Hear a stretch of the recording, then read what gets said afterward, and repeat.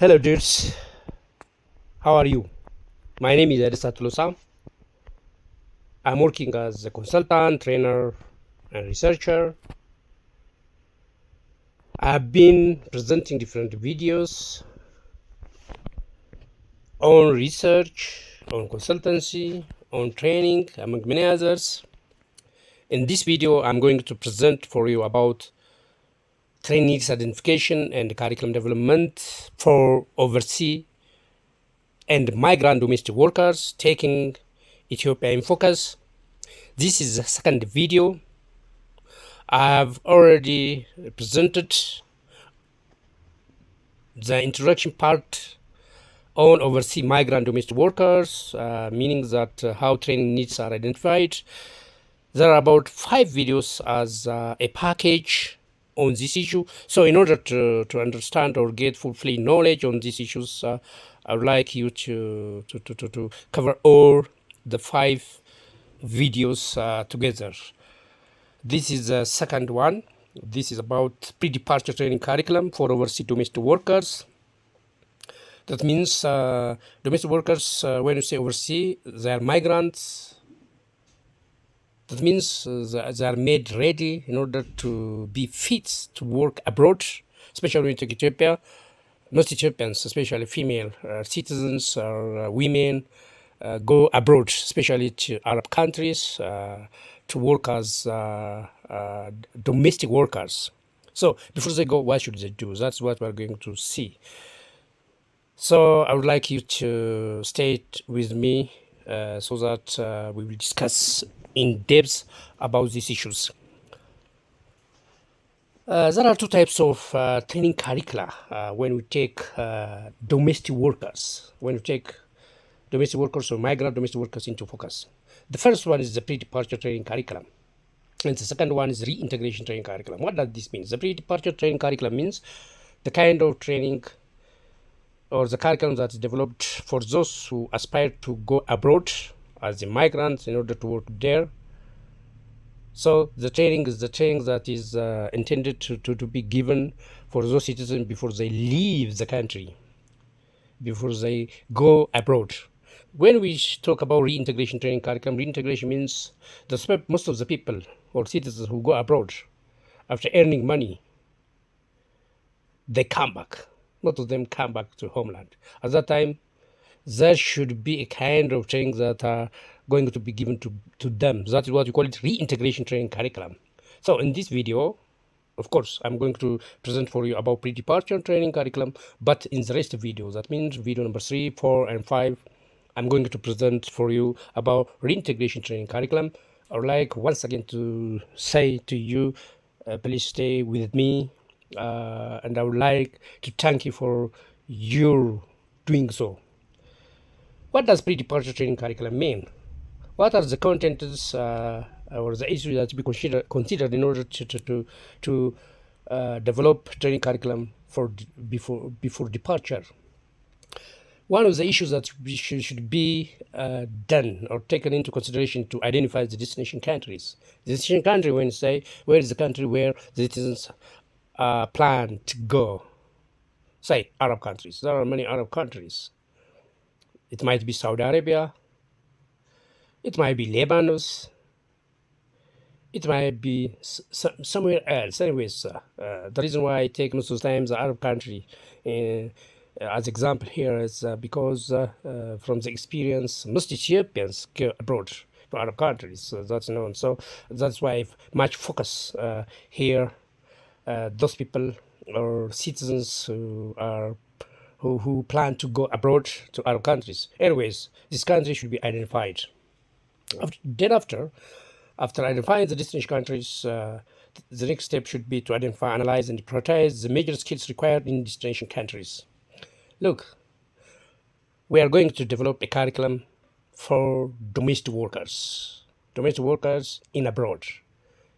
So, what are the major skills required by those destination countries, by Arab countries, for example? What type of skills they need from the migrant? That should be identified, that should be analyzed and prioritized depending on the issue or the level of requirement. Another issue that should be taken into consideration to adopt, and benchmark revise pre-departure training curriculum based on good practice from other countries. That means experience should be taken from other countries. For instance, I've heard that the Filipino or the Philippines most of the time are very known by making their citizens ready for work abroad. So experience should be taken from such kind of country. There are other countries also, like Egyptians, for instance. Most of the time, they are known by doing so. So rather than refraining citizens from going abroad, it's better to make them ready. Especially Ethiopia should do so. Of course, there are endeavors in this aspect. That's why this video necessitates, or that's why this video is required by now. So first, we have to adapt other countries' experience. Then we have to adapt according to our country. Then we take some benchmarks, what's known worldwide, which can fit our country's reality or situations, and then we revise based on the good practice from other countries. This is a very important part. Of course, we should do this. This should be done by experienced people. One of the big mistake which is done most of the time is those people who are engaged in this type of work are those people who are not experienced. That is a big problem, especially in European countries. So people should be experienced first of all in order to do so.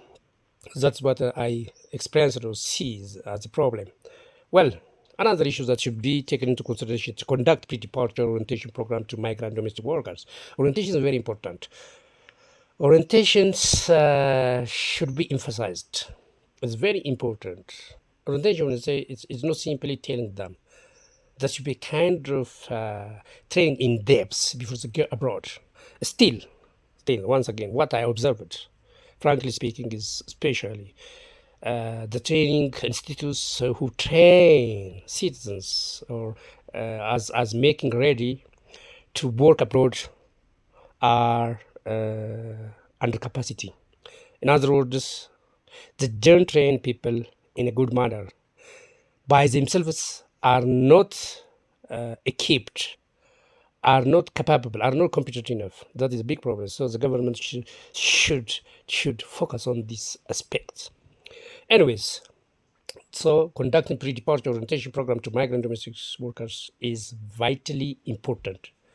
Another issue to be considered when you talk about training curriculum for pre-departure or before departure is to assess and recommend types of courses, syllabus design, what type of topics should be, the methods that the curriculum should contain, the methods that it should encompass, the duration times that it should have, the cost and financing issues, all this and other issues should be considered when we develop curriculum for departure. Another issue that should be considered when we talk about curriculum development for migrants before they depart, for their departure is identifying relevant training institutions that's providing such training or that can provide such trainings.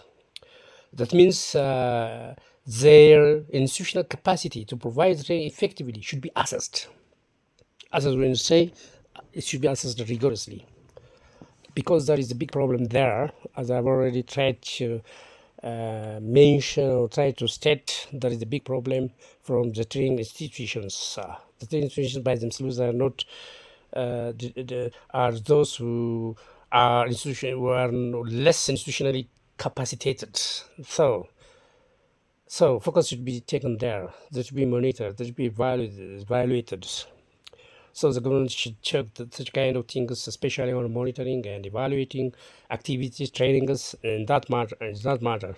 If really qualified and competent candidates are to be produced or candidates are to be obtained, so that they go abroad and work effectively and efficiently and earn some money or whatever we call it, so that when they get back home, they immediately reintegrate with the people. So we should not be ashamed about our workers who are sent or our citizens who are sent abroad. So we have to build their capacity here. Another issue that should be considered is to follow the possible ways of making the train cost effective, easily accessible for potential migrants, and sustainable. Yeah, sustainability should be there. Sustainable, say, those people the candidates who are already about to engage in the training, aspiring to go abroad and earn their living, uh, should be trained so that they get tangible knowledge and skills that allows them to get dignified work there abroad and also when they come back home. So such kind of things should be analyzed and thought about in depth and carefully and intentionally. That's all things that should be considered. Another issue that should be considered are going to be presented in the next video. As I have already mentioned, there are about 5 videos as a package regarding about overseas and migrant domestic workers, Ethiopian in focus. So in the third video of the 5 videos, I'm going to present for you about a new departure training curriculum for overseas migrant domestic workers. What are the content that should include? This is the second video is about it is a kind of a nutshell and it is a kind of overview. So in depth we will see in the fourth and the fifth one detail about the contents of the curriculum. So I would like you to stay together. I would like to invite you also to watch my videos. That means all the 5 videos, in order you to get my videos that I prepare and upload for you easily. I would like you to invite you. I would like you to invite you, subscribe it, and also share for your friends. Uh, Having said this, I would like once again to say thank you for staying together. See you in the other videos. Bye bye.